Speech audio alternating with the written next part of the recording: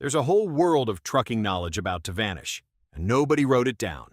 The men who ran American long haul from 1950 to 1980 knew things no app can teach today, like reading a sky for black ice, stretching diesel through a fuel crisis, talking a convoy through danger in CB code. That generation is leaving the road. When they're gone, it's gone. So we put it all in one place. The Forgotten Road Manual, 50 CB codes, diesel tricks, the iconic rigs, all of it for just $17. Scan the QR code on your screen right now and grab your copy before it's gone for good. In 1979, independent truckers shut down interstates nationwide in a fuel protest with no corporate office behind it. But here's the twist. Deregulation was sold as freedom for independent truckers, and freight brokers and large carriers ended up controlling the rates instead. Truckers once had antitrust immunity to set rates collectively. Deregulation erased it within a few years. A national trucking labor contract covering an entire union workforce didn't survive deregulation's new competition. The federal agency built to protect independent fleets was formally abolished, and the fleets it protected disappeared with it. Subscribe if you want to know which regulations are quietly protecting or killing your industry before it makes the news. Let's count down the 10 owner-operator fleets that beat the giants until deregulation rigged it. Number 10. Agricultural exemption haulers. Owner-operators hauling raw, unprocessed farm commodities didn't need an ICC certificate to run. That meant they set their own rates and picked their own routes while regulated general freight carriers couldn't.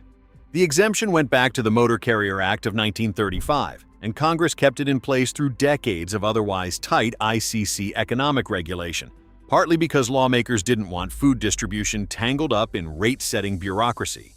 That created a strange gap in the system. A trucker could legally run a load of unprocessed grain or produce completely outside ICC oversight, then have to find a certificated carrier's authority to haul almost anything else on the way back. Some independent operators built entire businesses around knowing exactly which loads counted as exempt agricultural commodities and which didn't, because that distinction was the difference between running free and running under someone else's paperwork. Once broader deregulation hit after 1980, regulated carriers could compete on the same open terms. The one-lane independent operators had to themselves stopped being special.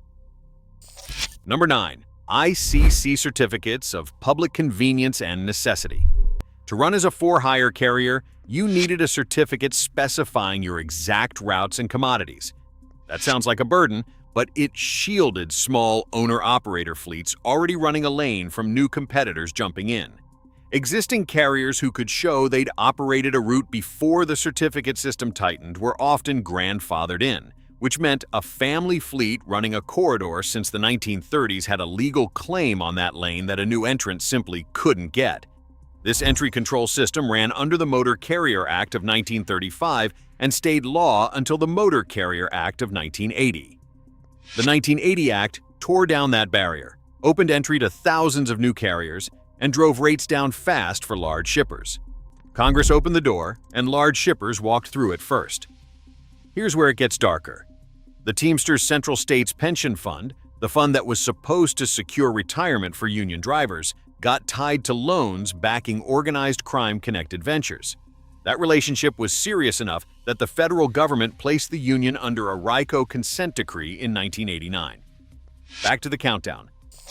Number 8. Rate bureaus, or collective rate making.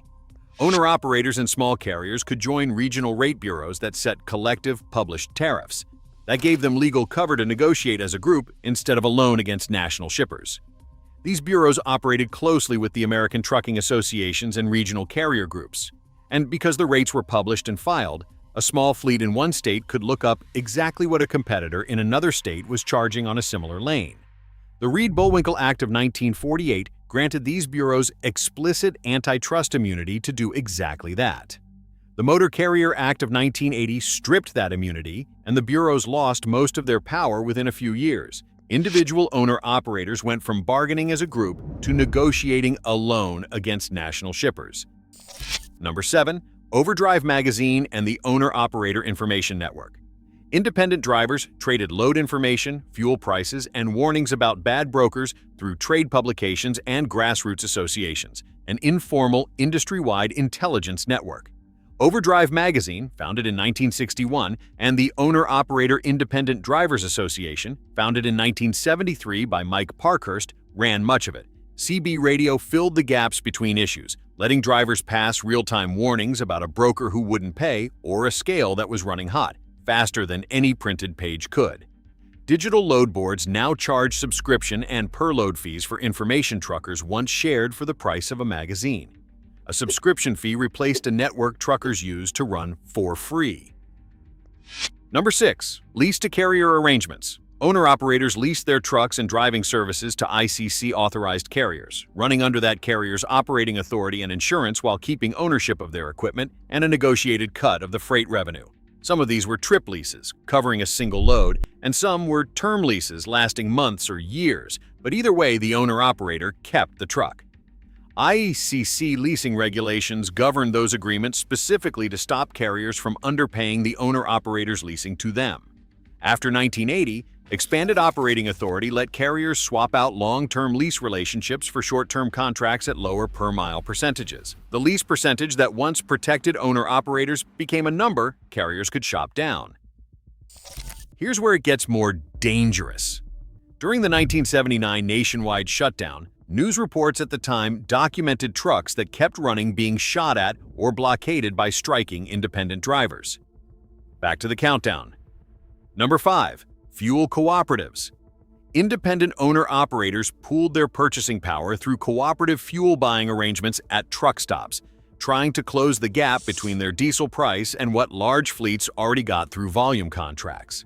The 1979 fuel shortage and price spikes tied to that year's oil crisis are what pushed independent truckers into the shutdown named at the start of this video, because for an owner-operator running on thin margins, a sudden jump in diesel cost wasn't an inconvenience, it was the whole business going under.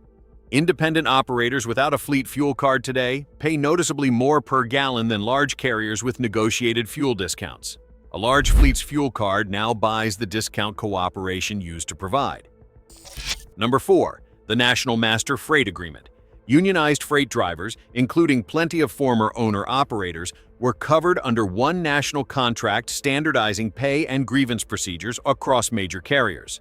The International Brotherhood of Teamsters, under Jimmy Hoffa, first signed it in 1964, and it was the largest collective bargaining agreement in the country at the time, covering hundreds of thousands of drivers under a single set of terms instead of a patchwork of local deals.